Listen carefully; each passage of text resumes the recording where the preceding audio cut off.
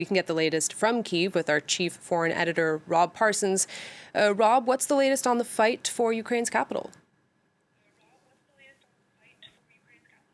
Well, as you know, we can't go out on the streets at the moment because of the curfew. We've been told that if we do go out in the streets and we're spotted by Ukrainian defence forces, they'll treat us as a part of a sabotage unit and open fire on us.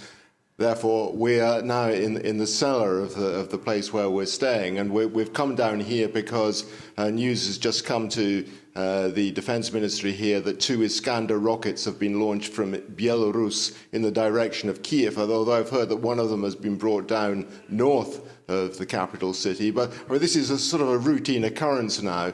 Whenever the Defence Ministry gets information that something is coming this way, either a siren goes off or inside the hotel a warning is announced and everybody gets down into the cellar as quick as they possibly can. There's many Kyiv residents bracing for another night in air raid shelters. What's the atmosphere like on day 4 of the invasion? The atmosphere is surprisingly or astonishingly resilient, I would say. Wherever you go in Kyiv or outside Kyiv throughout the country, defence units are being formed. There seems to be a sort of consolidation of the national spirit with everybody, young and old, getting ready to either fight or support the defenders of Ukraine against this Russian invasion.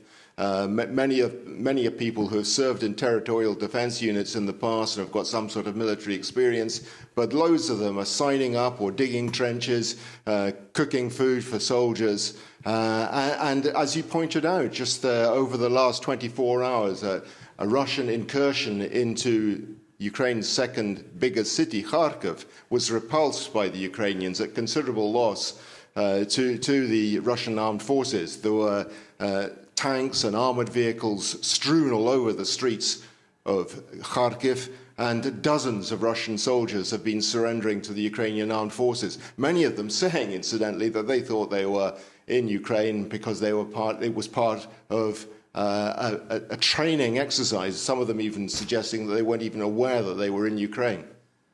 Now, many Ukrainians have been fleeing the country. Are most of the Ukrainians that remain in Kyiv planning to shelter in place? Yeah, I mean, what happens now, as I was suggesting, you can't go out on the street, so you either have to stay in your own home or you find shelter somewhere else. Now, many of the houses, the housing apartments have cellars in the basement. A lot of people can go there. Others don't, however, and for that reason, the metro stations have been opened for people to go down and shelter there. Trains have been brought into the stations as well so that people can sleep in the trains.